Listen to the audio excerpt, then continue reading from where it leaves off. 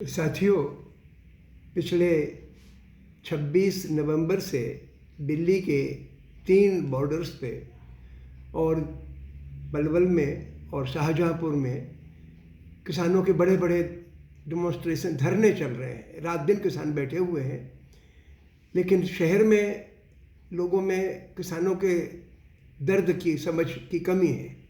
तो मैं जानना चाहता था कि हिंदुस्तान के दूसरे इलाकों में, उत्तर प्रदेश में और मध्य प्रदेश में क्या सूरत है। इस लिहाज से मैं मध्य प्रदेश और उत्तर प्रदेश गया।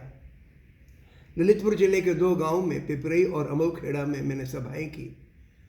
सभा करने के पहले मैंने पिपरई के सभापति को, ग्राम प्रधान को फ़ोन किया, और अच्छा लड़का है वो।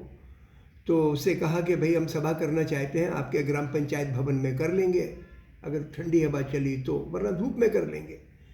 तो उसने कहा ठीक है, लेकिन पुलिस से परमिशन लेनी पड़ेगी। हमने कहा किस चीज़ की? ग्राम पंचायत की जब तक सभाएं होती हैं, गांव के लोगों की सभाएं होती हैं, तो उसमें तो ऐसा होता नहीं। तो उसने कहा नहीं, लेकिन पुलिस वालों का यह खबर आई है, उनकी तरफ से कहा गया है कि किसानों के सवाल पर कोई सभा, कोई प्रोग्राम न करें। तो मैंने कहा कि किसान तो हिंदुस्तान का, गांव की तो पूरी जनता ही किसान है। आम लोगों की सभा करेंगे तो किसानों की सुबह ही होगी, और चूंकि मुल्क में इस वक्त सबसे गंभीर मसला किसानों का चल रहा है, उस पर अपन चर्चा करेंगे। तो हमने कहा चलो देख लेंगे। हमने कहा हम अपने घर में कर लेंगे। हमने कहा तुम आना। बोले हम ज़रूर आएंगे। लेकिन जब हमने सभा की, मुझे उम्मीद थी, मैं कई गाँव में घूमा, आसपास के गाँव में, और उम्मीद थी कि 100-150 लोग जमा होंगे, लेकिन आए 50 लोग। फिर भी 3 घंटे की हमारी सभा हुई, और किसानों ने एक मत से इन तीनों कानूनों, जो खेती संबंधी सरकार ने कानून बनाए हैं, जिसमें जमाखोरी की पूरी छूट दे दी गई है, भाव बढ़ाने की पूरी छूट दे दी गई है, और कॉन्ट्रैक्ट फार्मिंग बड़ी बड़ी कॉरपोरेशंस के हक में बनाने का रास्ता खोल दिया गया है। उन तीनों के सवाल पर गांव के लोगों में समझ थी और चिंता थी। सारे के सारे लोगों की हमदर्दी इन धरनों के साथ थी। और बल्कि मैंने जब दिल्ली में, यहाँ पे पलवल के आसपास में गया, तो महाराष्ट्र से किसान आए थे, मध्य प्रदेश से किसान आए थे, और गाजीपुर बॉर्डर दिल्ली में तो यूपी, वेस्टर्न यूपी वगैरह बहुत सारे किसान थे। लेकिन फिर भी मैंने महसूस किया कि जो पुलिस का इंस्ट्रक्शन हमारे गांव के या हमारे इलाके में फैल गई है, वही लगभग पूरे उत्तर प्रदेश में सूरत होगी। ये बड़ी चिंता की बात है कि किसान लुटे भी, मंडी में जाए तो उसकी ज़ुबान बंद, बोल नहीं सकता, भाव पर उसका कोई कंट्रोल नहीं, उसके बावजूद वो अपनी दुख तकलीफ का इजहार भी नहीं कर सकता। ये बात बड़ी दुखद और चिंता की है। फिर मैं मध्य प्रदेश गया। मध्य प्रदेश का विदिशा जिला है, उससे 20 किलोमीटर दूर उसी जिले में एक गांव है अहमदपुर। उस गांव में सभा की। सब किसानों का एक मत था कि साहब ये सरकार के कानून तो गलत आ गए। लेकिन इसी बीच में एक और खबर आ गई कि साहब वो राम मंदिर के लिए चंदा जमा करना है। यानी 2 तरीके से काउंटर किया जा रहा है इस आंदोलन को, किसान आंदोलन को। एक तो पुलिस के जरिए ये खबर करके, खौफ पैदा करके कि अगर आपने सभा की तो आपको गिरफ्तार किया जा सकता है।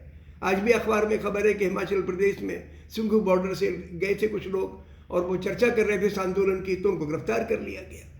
ये अजीब एक टेरर का माहौल पैदा किया जा रहा है, खौफ का माहौल पैदा किया जा रहा है मुल्क में, जो कि बहुत गंभीर बात है। उधर मध्य प्रदेश में फिर हमने शहर में आगे कुछ लोगों से बातचीत की इस सवाल पे। बाई एंड लार्ज दिल्ली की तुलना में कस्बों के और छोटे शहरों के लोग किसानों के सवाल को समझते हैं। उतनी शिद्दत तो नहीं समझते जिसकी ज़रूरत है। क्योंकि अगर किसान के दर्द को हिंदुस्तान का मजदूर और गरीब तबका और आम शहरी समझ लेगा, तो फिर हिंदुस्तान की सरकार उनसे बातचीत करने के लिए मजबूर होगी। क्योंकि सरकार किसान मजदूरों के कमाई पर ही पलती है। कहने को तो बड़ी बड़ी अदानी और अंबानी वगैरह बड़े बड़े करोड़पतियों के पैसे से सरकार के खजाने में दौलत आती है, लेकिन उनका पूरा का पैसा ही तो हिंदुस्तान के आम मजदूर किसानों की मेहनत से आता है। एक बात मैंने ज़रूर किसानों से कही कि जिस तरीके से ज़मीन के ऊपर आप फसल पैदा करते हो, उसी तरीके से ज़मीन के नीचे खदानों में तेल निकालने का काम हो, लोहा का काम हो, कोयले का काम हो, पत्थर निकालने का काम हो, ये भी तुम्हारे ही साथी मजदूर करते हैं। तो किसानों और मजदूरों को जोड़ लो तो दोनों मिला के लगभग 75% 80% बन जाता है मुल्क की आबादी का। और ये दोनों परेशान हैं। जब लॉकडाउन में हम लोगों ने महसूस किया था कि 2 तल्ले की अर्थव्यवस्था चल रही है, इन तबकों के हाथ में कोई आवाज़ नहीं है, इनके पास में रिसोर्सेज नहीं है, पूंजी नहीं है, तो ज़रूरत तो इस बात की है कि गाँव को स्वावलंबी बनाया जाए, जिसमें हर आदमी को गाँव में ही काम मिले, पूरे वक्त का रोज़गार मिले, और जो चीज़ वो पैदा करे उसके दाम तय करने में उसकी भी आवाज़ हो। ऐसा तो नहीं कि हर आदमी तानाशाह बन जाएगा कि मन मर्जी से चीज़ें बेचे, मन मर्जी से करे। देश के हालात को देखते हुए, ताकि हर आदमी की औसत आमदनी देश की औसत आमदनी के बराबर बने, इसकी ज़रूरत है। मैं चाहता हूँ कि आप सब लोग अभी 23-24 जनवरी को दिल्ली में किसानों की एक किसान संसद होने वाली, उसमें शरीक हो, और 26 जनवरी को जो मार्च निकले उस मार्च में भी आप शरीक हो। याद रखें कि हमें मुकम्मल तरीके से सच्चाई और अहिंसा पर टिकना है, यही हमारी ताकत है। बहुत बहुत शुक्रिया।